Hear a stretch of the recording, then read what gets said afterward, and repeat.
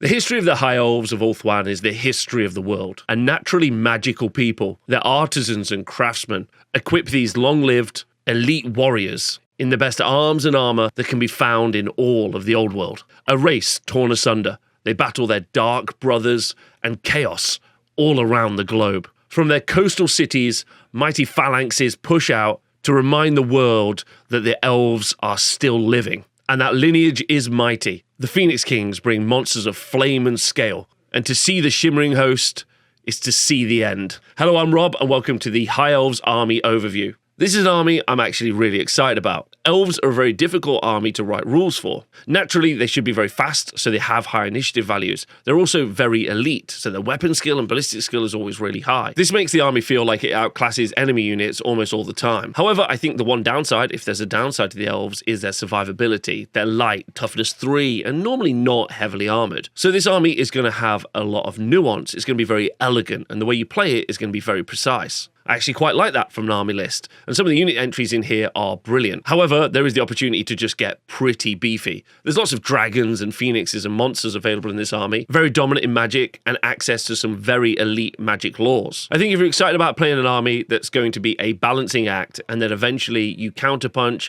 and drive the knife in, then this is the army for you. Let's look at the special rules and equipment that you can take in your High Elf army. Some units are going to be equipped with the Arrows of Isha. This means any units equipped with a longbow, a shortbow, a warbow, or a bow of Avalon, and have this special rule, have Armor Bane 1 on those missile attacks. Being able to punch through armor at range is good. It's a nice addition to some units. Some units will have the Blessing of Asuryan special rule.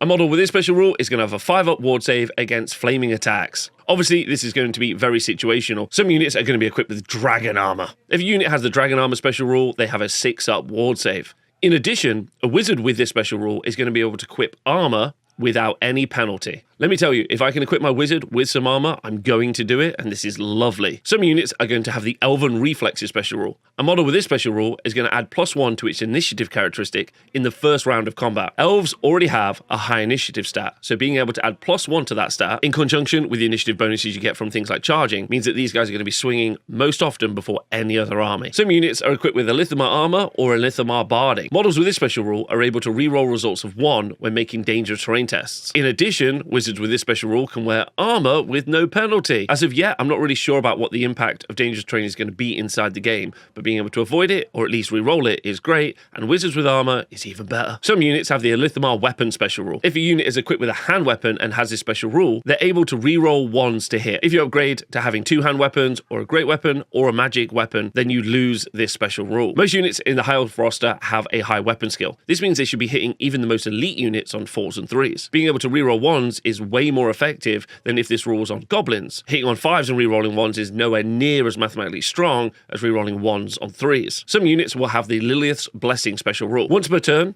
a model with this special rule can re-roll a failed casting attempt. For Old World, this is very rare, and it's very, very strong, so what an amazing boon to some units. Some units are going to be equipped with a Lion Cloak. A model with this special rule improves its armor value by 1 against non-magical shooting. This is fine if situational, so whatever. Some of these units are going to have the Martial Prowess special rule. A unit with this special rule is going to be able to make supporting attacks from the flank and the rear. While you probably don't want to be charged in the flank or the rear, this is going to make some Anvil units very effective at being able to produce larger combat resolution to hopefully make those charges less impactful. Some units have the Valor of Ages special rule. A unit with this special rule is going to be able to re-roll any panic tests that are caused by suffering heavy casualties, or being fled through by a fleeing unit. You don't really want to be suffering panic tests from heavy casualties because you don't want that many of your models to die. However, being able to re-roll the panic test is good, because then if you are in a losing position, it means you might be able to rally back. With the close to exclusive access to the wonderful spell lore High Magic, when generating spells, you can swap out choosing one of the signature spells from the spell lore, and you can choose one of the spells from the Lore of Safari. Let's look at these 3 spells now. The first spell we're going to look at is Hand of Cain. It's an assailment spell cast on an 8. A single enemy model the caster is engaged in combat with suffers a single strength 4 hit with no armor save permitted. On a frontline melee combat character, this might be quite nice to add into addition to your normal attacks. However, I would not be intentionally choosing this spell. The next spell is the Courage of Anarion. This is an enchantment spell with a casting value of 10. This spell remains in play, and the target friendly unit gains the Unbreakable special rule. If this spell is cast on a unit with another enchantment, that other enchantment immediately ends. And this spell may target a friendly unit engaged in combat. This is a great spell to be able to pivot to in your army list if it looks like the enemy is going to be a heavy melee army and you're going to need some of your units to pin in some of their larger blocks. The last spell is Vol's Unmaking. This is a hex spell with a casting value of 11 and a range of 12 inches. The spell can only target enemy characters. However, it may target an enemy character that's within range and the caster can draw a line of sight to, regardless of the usual rules for targeting characters. It can even target an enemy character that has joined a unit that is engaged in combat. The casting player chooses a single magical item carried by the target. This magic item is immediately unmade, rendering it completely useless. The chosen magic item cannot be used for the remainder of the game.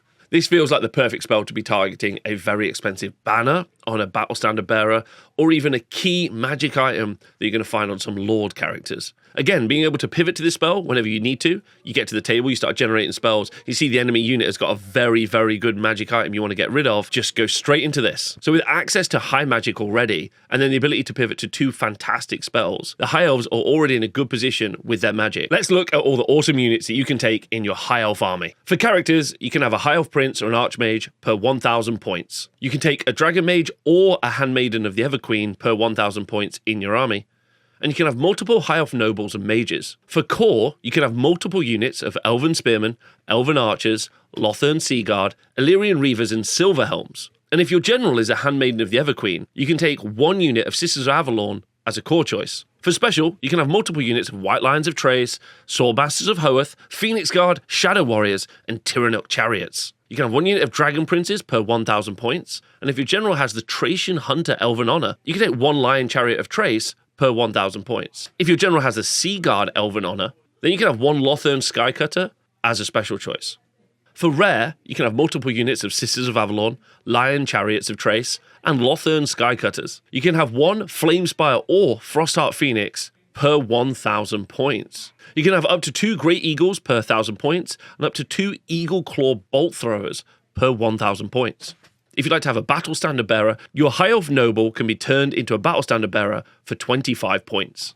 Like we have done with all the previous videos, we're going to be looking at things like Elven Honors, magic items, and all these other upgrades in a special combo video called a Lord Out video, which we'll do later. But if you've already started theory crafting and have got some great ideas, I love to read them in the comments, so drop them below. The first characters we're going to look at are the High Elf Lords, and you have a Lord and Hero level character. The difference between the two is a classic stat line change. The Prince has an additional wound on the Noble, an extra attack, +1 leadership, and its weapon skill and ballistic skill is higher. Both of them are toughness 3, and they're equipped as standard with light armor. You can upgrade either of them to have full plate armor and equip them with a shield. So even though they're toughness 3, you can already get to a 3-up armor save quite easily. Of course, you can put them on a myriad of amazing different mounts, and we'll talk about that in a minute. And just like normal, the Lord is going to be able to take 100 points worth of magic items, as well as some Elven Honors, and the Noble is going to be able to take 50 points of magic items. As standard though, the special rules they come with are Relithamar weapons, which allows them to reroll their natural hits of 1, but I do think you're probably going to want to upgrade to having a better weapon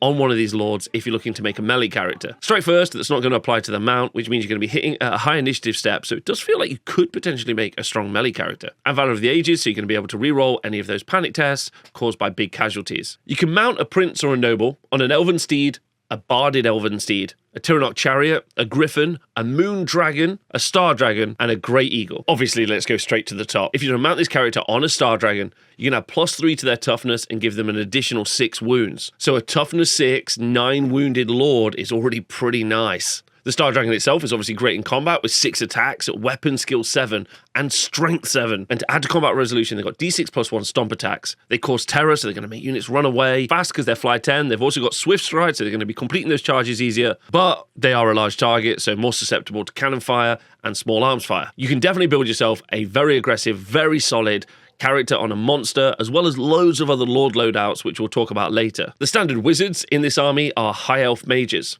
You have 2 levels, the Archmage and the Mage, and the Archmage has obviously got an additional wound over the Mage. You can upgrade the Archmage to be a level 4 wizard, and you can upgrade the Mage to be a level 2 wizard. They gain access to battle magic, high magic, elementalism, and illusion, as well as obviously being able to choose from the Law of Sapphire. The important special rule for this unit is they have Lilia's Blessing. This means once per turn, a model with this special rule is going to be able to reroll a failed cast. This is going to make, especially the level 4, a very effective wizard. And high magic is a great spell lore, which very few armies have access to. So to kick us off in the character section, you have a very reliable, very consistent caster. That's not bad. It's a good start to an army. You can mount an archmage or a mage on an elven steed or a barded elven steed.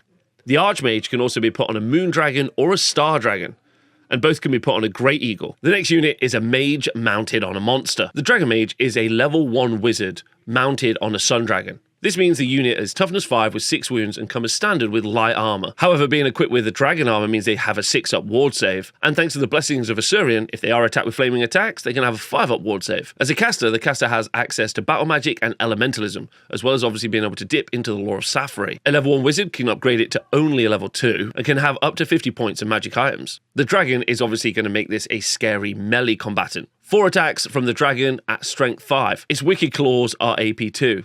It also has a breath weapon, which is strength 4, and AP 1, which does flaming attacks. D6 stomp attacks at strength 5.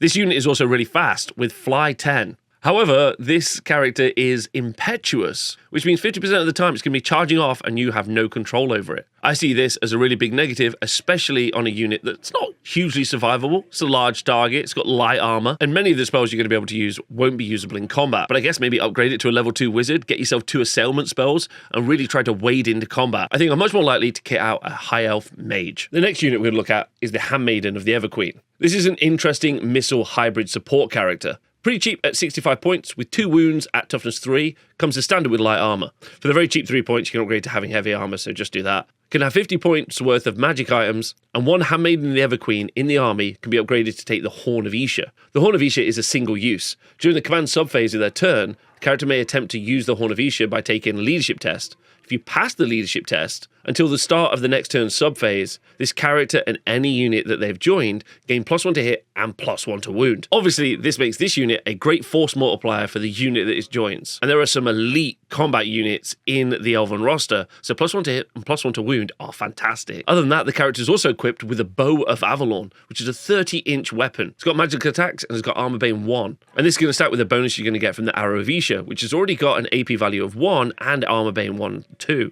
However, it's only 1 shot, so while I think the shooting is a nice addition, I think the real reason you're taking this character is to put into an elite combat block and buff them up and make them incredibly scary. Let's look at the core units. And the first unit we're going to look at are High Elf Spearmen, a light infantry unit with strength and toughness 3. 1 wound apiece, they have light armor and shields. For a core unit, they have excellent weapon skill at weapon skill 4, and they have the fantastic initiative 4 as well. They have elven reflexes, so that's going to add +1 to their initiative in the first round of each combat. And thanks to being equipped with thrusting spears, in a turn in which they're charged, they're going to be able to add an additional +1 to their initiative. However, all these attacks are obviously just at strength 3. But thanks to the thrusting spears, they're going to be able to fight in an extra rank. And thanks to having martial prowess, they're also going to be able to make supporting attacks from the flank and the rear. So before we look at any other upgrades, this looks like a unit that wants to stand in the middle of the board and be charged. But their defensive stat line makes me feel like they're going to lose a lot of models. You can upgrade the unit to have a full command, and you can upgrade them for 10 points to have the shield wall special rule.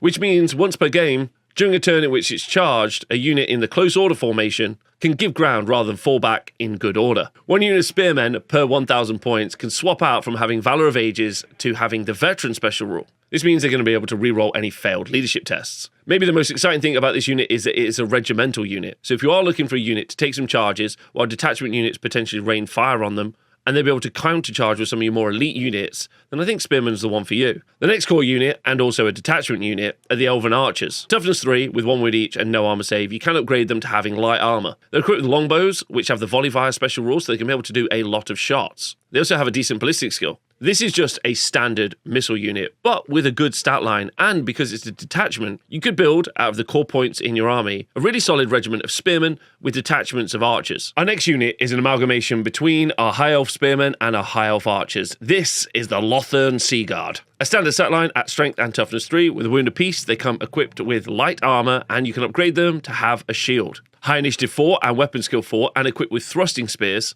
in conjunction with martial prowess, means you're going to be able to create a big spear block, very much like you would be able to do with a spearman. They also have elven reflexes, so they're going to have +1 initiative on the first round of combat, but they're also equipped with a warbow. And this is where things get really, really interesting. They have the special rule Naval Discipline. This special rule means that they're going to be able to make a stand and shoot reaction no matter how close the enemy unit is. This isn't where the bonus ends. Once the shooting is over, this unit is going to be able to make a free redress the ranks maneuver. This is really cool because of how it's going to work. Thanks to the warbow having volley fire, you're going to arrange your unit so you can get the maximum amount of shots out of the warbows. Then when charged, you're going to be able to make your stand and shoot reaction and then redress the ranks into the formation you think is going to be most useful for the upcoming combat. And even then, in close combat, they're fine. You can take a full command on the unit, and the sergeant, the Sea Master, can have 25 points of magic items. And for 1 unit per 1,000 points in the army list, you can upgrade them to change having Valor of the Ages to Veteran. And this unit then can have a 50-point magic standard. Deciding between taking a big brick of Lothern Sea Guard or trying to make the regiments and detachments of spearmen and archers is going to be an interesting choice for High Elf players. Right now, though, I'm thinking I'm going to go for Lothern Sea Guard, but I'd love to know what you think. The next core unit, Illyrian Reavers, are a light cavalry unit. Strength and toughness 3 with 1 wound apiece and light armor. I don't think you're going to be building combat blocks out of this unit. As standard, they come equipped with cavalry spears, but I think you're probably going to be changing these out for short bows. You can take a full command, and you can upgrade 1 unit in every 1,000 points to have the scout special rule, or, and addition, the skirmisher special rule, and then that unit can take a 25-point magic standard. As a fast cavalry unit with swift stride, potentially you could build these into little small MSU or multiple small unit blocks, but I much prefer turning them into a skirmish unit because of the mobility it's going to give me, and then maybe using them to get to the back of the board and get myself some war machines. If not, potentially just screening out the front of the enemy army and using them as scouts. If you are looking to build a cavalry melee unit, then you're looking for the Silver Helms. Still strength and toughness 3, they move fast, they're movement 8, and they're equipped with heavy armor. You can upgrade them to having shields, and their mount is barded, so you can have a 3-up armor save elven unit. Equipped with lances and striking at initiative 5, because of their high movement and swift stride, you're going to be able to get some good charges and strike at a very high initiative value. They have first charge, so the first time they do charge, they're going to disrupt the enemy unit, meaning they won't gain a rank bonus. You can give them a full command, you can take a magic standard up to 25 points. Ultimately, it feels like Silver Helms could potentially be the core of a good bus unit. A bus is a delivery system for some characters where you would mount either a prince or a noble or a mage on a horse as well, and then make yourself a bit of a Death Star. Because all those points are coming out of core, it's quite cheap to upgrade that to have a lot of wounds or a lot of attacks. A nice little bonus to the unit as well is that they have a Lithmar Barding, so they're going to be able to reroll ones on dangerous terrain tests. And seeing as this cavalry unit could be making some pretty long charges, this is a really nice little addition. The first unit we're going to look at in the special section are White Lions of Trace. This is a frontline infantry unit. They're still toughness 3. They are equipped though with heavy armor, and they have White Lion cloaks, so they're going to be able to add +1 to their armor save against missile attacks. This is a unit though you want to be getting into combat, and they're armed with Tracian Great Blades. 1 attack each at initiative 5 and weapon skill 5. At base strength 3, the Tracian Great Blade is going to have +2 to their strength and has AP 3. It has the downside of making you strike last, so that high initiative feels very wasted. Once in combat, the unit should stick around thanks to the Stubborn special rule, and you can equip the unit with a full command, and you can take a magic standard up to 50 points. This unit also has 2 special rules. This restricts which characters can join the unit. They can only be joined by a unit with a Tracian Hunter special rule, or by your army's general. And if it is joined by your army's general, they have the special rule Kingsguard. This allows any model in the unit to accept a challenge on behalf of your general. Access to any spells or abilities that are going to add +1 attack to this unit are going to cause this unit's output to massively skyrocket. But looking at their low number of attacks, I'm not 100% certain I really rate these right now. I'm interested to know what you think. Next unit we'll look at is the Phoenix Guard. Phoenix Guard are slightly more expensive than the White Lions. Still toughness 3 with a wound per model, they're equipped with full plate armor. So with a 4-up armor save, and thanks to their special rule Witness to Destiny, which is going to give them a 6-up armor save against any attacks that don't have the magical attack special rule. This unit is very survivable. High weapon skill of weapon skill 5 mean it's going to be very difficult for the enemy to hit you. And thanks to being initiative 5, and thanks to Elven Reflexes giving them +1 initiative in the first round of combat, they should be hitting before the enemy swings, especially on a turn in which they charge. In combat, they're equipped with ceremonial halberds. Only 1 attack each, but hitting, as I said, at the high weapon skill 5. Striking with the halberds, they're going to be strength 4, AP 1, and they're also going to have armor bane. Those attacks are also going to have magical attacks, and they get to fight in an extra rank. This is also excellent because they have martial prowess, meaning they can make supporting attacks to the rear and the flank. And if, for some reason, your general isn't inside of this unit, they also have veteran, which is going to combo very nicely with their high leadership of 9. Ability to take a full command and a magic standard up to 100 points. This is obviously a significant upgrade from your low lowly spearmen in the core section. Better survivability and the ability to attack from extra ranks makes me really love this unit. It's going to be a real problem for your opponent to deal with, and if your mages start casting a bunch of spells on this unit, it can become very, very scary. The next unit we're going to look at are Shadow Warriors. They're a scouting, skirmishing hybrid unit. They're equipped with hand weapons and longbows, and for survivability, they're toughness 3 with light armor. You can upgrade to having a unit champion called a Shadow Stalker, and that Shadow Stalker can take 25 points of magic items. A minimum unit of 5. This unit's job, really, is to cause a headache for your opponent. As I've talked about, they're skirmishers, which should protect them a lot from light fire. It'll also give them very good maneuverability. They can move through cover, so terrain isn't going to be an issue. And from the beginning of the game, you can scout them. If they are targeted by light fire, they've got evasive, so they're going to be able to move away from the shooting. And if charged, they also have the special rule Fire and Flee. This should be able to make them bait charges and create some failed charges on your opponent's army. Their special rule is the Warriors of Nagaryth, and this means only a character with a Shadow Stalker special rule can join this unit. Up to one unit in your army can have the Ambusher special rule, and I kind of expect this to be very common. You can have one unit with the Chariot Runner special rule, meaning chariots can charge through them, and one unit can have the Feigned Flight special rule, which means after they make a Fire and Flee reaction, they're going to be able to reform at the end of the runaway. So we've got several ways that we can build this unit. We can scout them at the beginning of the game to slow the enemy down and potentially shoot at some key characters or war machines, but their long-range 30-inch bows means that I don't feel they need to be at the very front of the enemy. Instead, they could be at the flanks, and if you want to, you could put them into ambush and do the job there. They're skirmishers, so they can be able to move very fast and very nimbly. So you might be able to move out of the front arc of charges from your opponent's army in the first turn. They have the veteran keyword, so can operate independently outside of your general's leadership bubble. And in combat, they have a high initiative stat and then a great weapon skill. So they're definitely going to be very good at hunting very light units at the back of the board. So scout them, ambush them, or even shut down enemy charges. This is going to be a very useful small unit that you can take in your army. Our next rare choice are Tyrannok Chariots. Toughness 4 with 4 wounds on a 5-up armor save. Once locked into combat, this unit is going to do next to nothing, but thankfully it has D6 impact hits. It's fast as well. Movement 9 with Swift Stride. It's definitely going to be able to complete those charges and help with either flank charges or front charges to add to combat resolution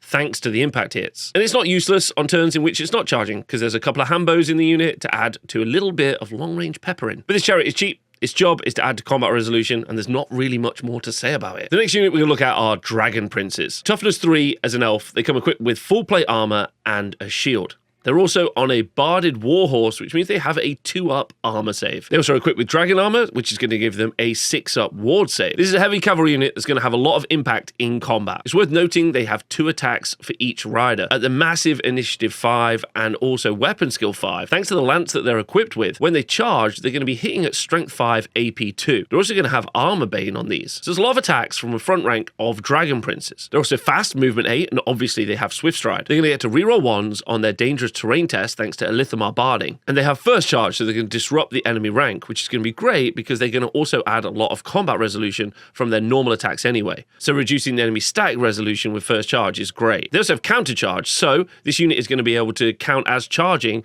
if it does countercharge, which is going to be really good for its lance attacks. It even has the absolutely excellent special rule Drilled, meaning it's going to be able to make redresses and still move after. It's got the special rule Sons of Calidor, which means the general or a character with the blood of Calidor is going to be able to join the unit. Give it a full command, you can have a magic standard up to 50 points. This unit is amazing. And then you read that it's impetuous. The problem is with the impetuous special rule that if you can declare a charge, then you roll a dice. On a 1 to 3, you're going to charge. On a 4+, you won't. So 50% of the time, you're not going to be able to have control of your heavy cavalry, big hitter, smashy unit. And I just see this as a real problem. This might be the first big miss I've seen in any of these army overviews. I really don't understand how a unit that's drilled is also impetuous. And I'm a little bit disappointed because I think Dragon Princes are narratively and also model-wise really, really cool. So yeah, if you would like to have yourself an amazing unit that's awesome in combat that you only control 50% of the time,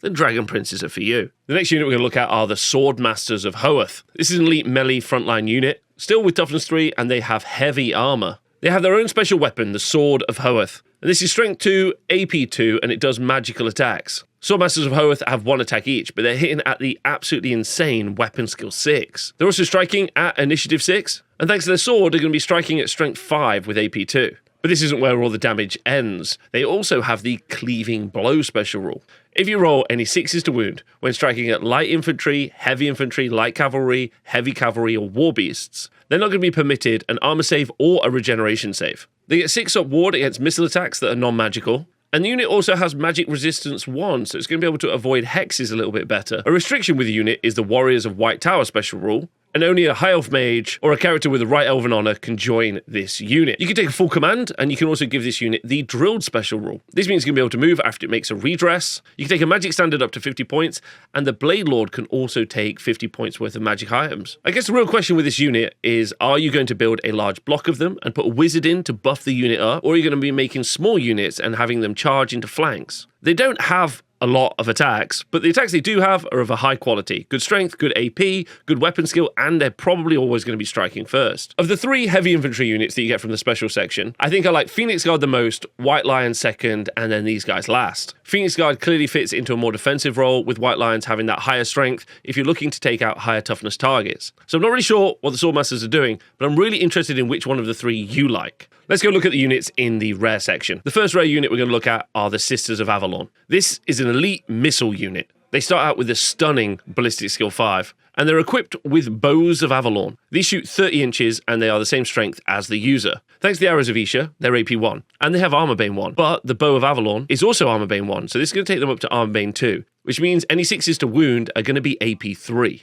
They're magical attacks, and they also have the special rule Volley Fire, meaning you get more shots from the back ranks. They ignore cover, so it doesn't matter what cover you're in, they're going to be hitting you incredibly well. They're skirmishers, so they're going to be another natural -1 to be hit if you are trying to shoot at them, and they need as much defense as they can get because they are not that survivable. Toughness 3 with light armor, they are not going to stick around for long if you're able to get them. They are evasive, and that's going to add to their mobility and also their survivability. And they're immune to psychology as well, so they're not going to have to deal with panic or fear or even terror. The champion can be a high sister with magic items up to 50 points, and you can really build the unit in one of 2 ways. You can give them the Ambusher special rule and the Stubborn special rule. Only one unit in your army can take either of these 2 rules. The idea of an ambushing unit is pretty interesting. Stubborn is obviously good for sticking around in combat, but this doesn't feel like a unit that's designed to stick around long in combat. An ambushing unit also may not appear on the board for a long period of time, and putting a lot of points off board and then having them be not much utility seems like a mistake. And the 30 inches is just awesome. And they're just going to be sat at the back of the board, raining down arrows at their incredibly high ballistic skill and ignoring all the cover. Next unit we'll look at are the Lion Chariots of Trace. 4 wounds at toughness 4 at a 4-up armor save.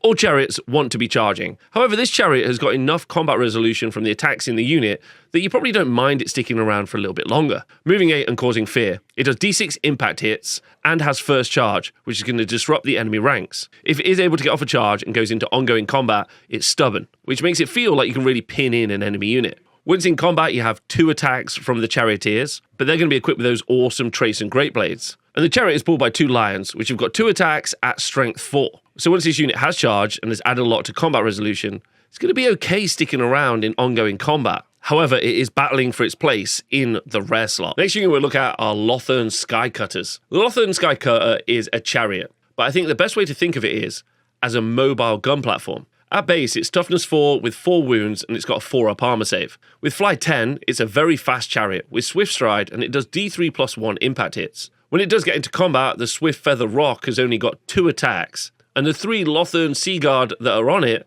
are not going to bring much in the way of combat resolution. But if you spend 25 points, you can upgrade this unit to have an Eagle Eye Bolt Thrower. This is a range 24, strength 5, AP 3, multi-wounds D3 weapon. The situations in which you're going to be able to use the Lothern Sea Cutter to add to combat resolution and as like a proper chariot, I think are going to be much less than all of the times you're going to be able to use it as a gun platform. Being able to move effectively means you're going to be able to draw line of sight to certain units that are trying to hide, and you always have the option still of using it as a chariot in the right situation. If I was taking a Lothern Skycutter, I think I would always add the Bolt Thrower, because I think it's just going to always add value to this unit. The next unit we're going to look at is one of the 2 Phoenixes, and we're going to start with the Flamespire Phoenix. Let's talk about survivability first. It's got 5 wounds at toughness 5, and it's got heavy armor. It's fast with fly 10, and it's also got swift stride, so it's definitely going to be able to complete charges way before other units. When it does get into combat, it has 3 attacks. They're at strength 5 and AP 2, and a pretty decent weapon skill 5. To add to the combat resolution, there's also 2 stomp attacks. Once in combat, and if it does end up dying, it has From the Ashes as a special rule.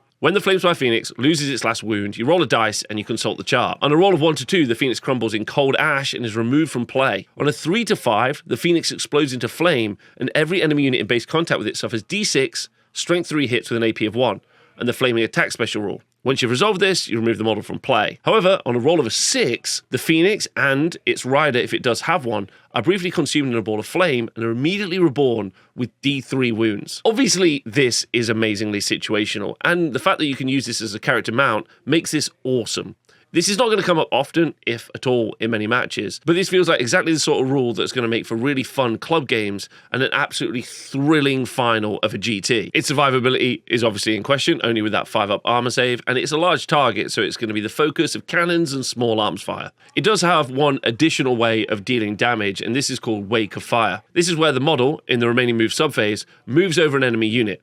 That enemy unit then suffers D6 strength 4 hits with an AP of 1 and the flaming attack special rule. This model is fairly cheap, doesn't cause terror, which I think is a bit of a disappointment, but is incredibly unique. And I can see this unit being really popular, even if it's not because you want to use it at an event, but because it's going to tell so many great stories on the tabletop. The next unit is the Frostheart Phoenix. Other than the ability to be reborn, the Frostheart Phoenix feels like a straight upgrade. 5 wounds at toughness 6, it's equipped with full plate armor for a 4-up armor save. A large target, so the focus of many a shooting attack, but it's fly 9 and swift stride, so it's going to get into combat.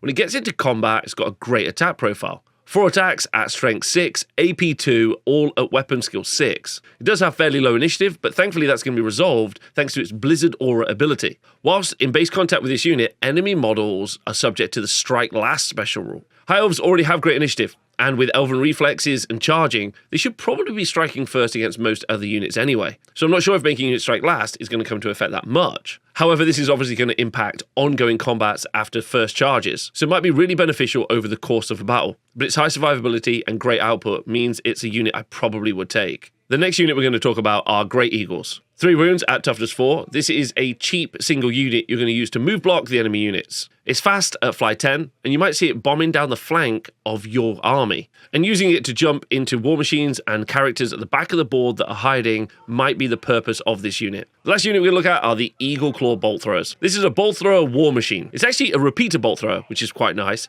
meaning you've got 2 different weapon profiles to shoot if you want. The first has got 48-inch range and is strength 6, AP 3, and is going to do multiple wounds too. However, if you choose the rapid fire option, you can shoot it at 48 inches. This is only going to be strength 4, AP 1 with armor bane of 1, but it's going to have multiple shots D3 plus 3. We're going to cover war machines in detail in another video, but bolt throwers have the potential to punch through several ranks in a unit. Being able to switch up between this and also having a lot of shots, and the fact that per 1,000 points you can have 2, and in a 2,000 point army you could potentially have 4, meaning you could put down a lot of heavy fire. Obviously, looking at the rest of the High Elf roster, you've got lots of shooting potentially that you can use to bring the enemy towards you. But I think the bolt thrower is good, but it's really going to be fighting for its place in the rare slot of this army. So those are all the units. So what do we think of the army? There's a lot of opportunity to do some really good long-range shooting, but nowhere near as good as the Wood Elves. There's some really good heavy infantry, and we've got some good cavalry. However, it does seem to have a downside. There are loads of very unique monsters, and I think you definitely be able to build some very solid characters on monsters. Lastly, I think the access to the magic laws that this army has means you're going to be able to build some pretty unique and very strong units as long as those spells go off. However, it feels like this army is going to be using its initiative and its high weapon skill to keep itself safe from enemy attacks. So yeah, if I'm just being honest with you, I'm not really sure about this army. I'm like, where's the punch? Where's the juice? And if the juice is in the Dragon Princes, the fact that they are going to be charging off all the time is stressing me out a lot. But there's loads of small arms fire, you've got a good war machine, you've got good monsters, good spells, you've got loads and loads of options. But we're going to be deep diving this army more in the future. I love reading what you think about the army, so leave your combos, your thoughts, the different armies that you want to build in the comments below so I can check them out. I've also been reading all the comments and ideas that we've got in our Discord, which you can access via our Patreon. And the community there are fairly frothy for this army, so it's quite exciting to see what people are going to put together. Anyway, I hope you've enjoyed these army overviews. I really enjoyed making them, and I want to thank you very much for your support. Thank you for listening to the show, and I'll see you soon.